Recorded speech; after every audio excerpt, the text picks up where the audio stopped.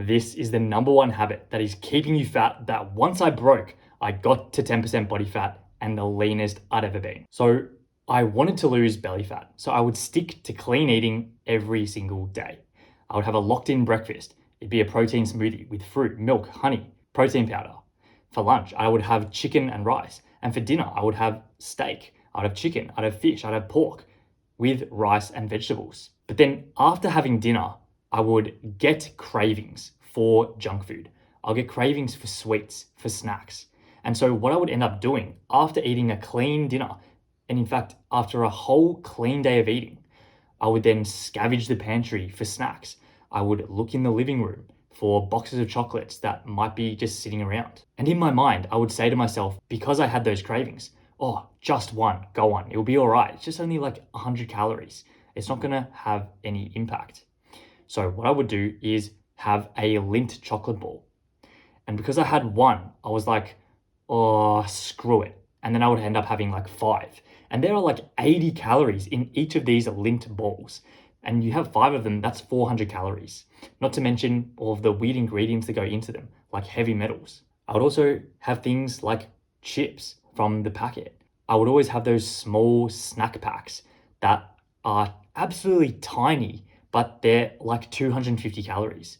And again, not to mention all the weird ingredients like seed oils that go into potato chips. So this habit kept me fat because it was the difference between me being in a calorie deficit and a calorie surplus. My calorie burn for the day would be 2,500 calories. So my target was to eat slightly less than that at 2,300 calories.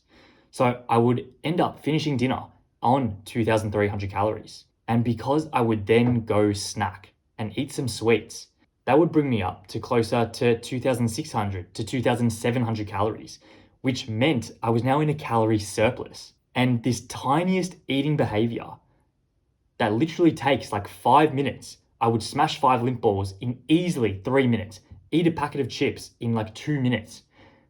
That was the difference between me being in a calorie deficit versus a calorie surplus.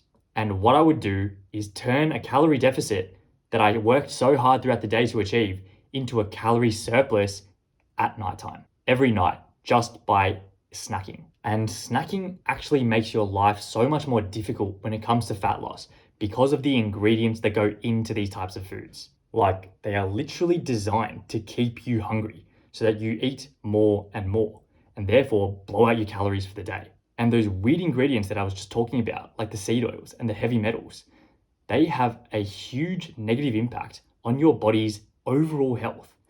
Your hormone production becomes worse when you eat this way. And what that means is you have lower levels of energy. It actually messes with your metabolism. And now you're all of a sudden burning less calories because you're eating this way, making it so much harder to actually be in a calorie deficit and lose fat. So I was able to cut out this habit about a year ago when I did this challenge called 75 Hard. And as part of that challenge, you need to stick to a diet. My diet was clean eating. So I completely got rid of the snacking behaviors that I had after dinner. And what happened was that I got to 10% body fat. I got the leanest and in the best shape of my entire life. So how did I do it? Number one is having accountability. So I was doing this challenge 75 Hard with one of my friends. And because we'd both committed to this challenge of clean eating, then we had each other to stay accountable to.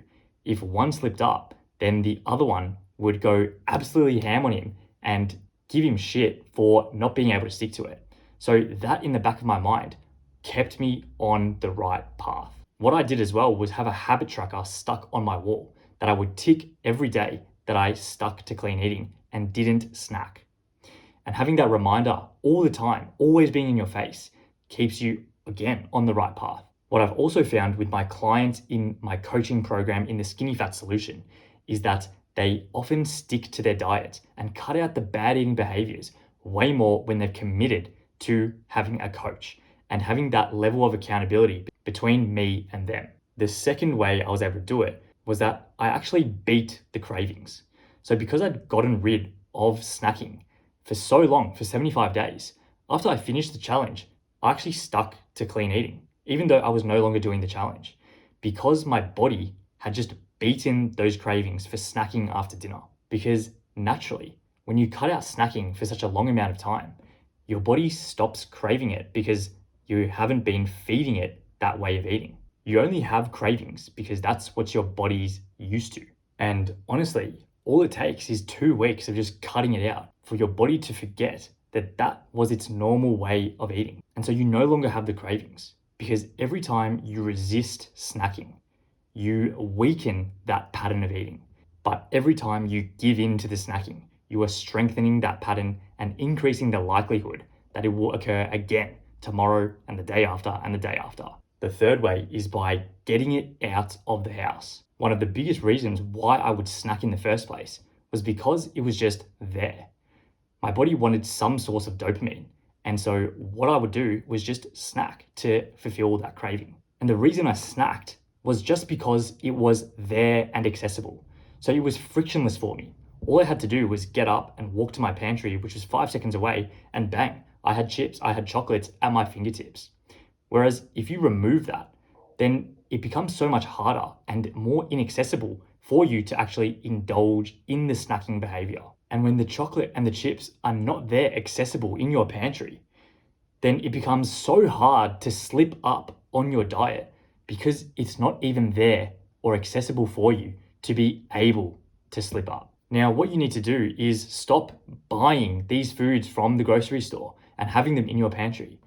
Ask your partner or your parents or whoever else you live with to just stop buying these chips, these chocolates, these junk foods that they put in your pantry that causes you to slip up. They are going to be supportive of your goals in being healthier, in dropping body fat. So it doesn't hurt to just ask to make your life so much easier. The fourth way was by replacing the dopamine hit. So as I said, snacking was actually just my brain wanting a source of dopamine to end the day. And you can still get that dopamine hit by just having a different type of snack or dessert after having your dinner. And it doesn't have to be junk food. What I do now is I will have a bunch of frozen fruit, like frozen strawberries or frozen mango, put it in a bowl and then put it in the microwave. And you almost get this cooly jam puree kind of thing that is just heaven to have after dinner. You could also have a tea or something low calorie that still satisfies that dopamine that you're craving. Or instead, you could just completely replace the habit of snacking with something entirely different. You might now go for a walk after you have dinner to aid your digestion. And now when you come back from the walk, you don't have that same trigger to then engage in the snacking behavior because you've come home from a walk as opposed to finishing your dinner. You could also go brush your teeth directly after having dinner. So now the thing you do after dinner is no longer snacking, but instead it's brushing your teeth. And you've just replaced the habit of snacking with something completely different. And now you no longer snack. So if this hits home for you and you're ready to actually stay consistent, my Skinny Fat Solution program outlines everything: training, diet, and how to actually stick to it. I'll leave the link in the description below. So if you learned anything from this video, please consider subscribing. We're getting to 20K subs soon. And if you want to keep learning, check out this video here. And I'll see you in the next one.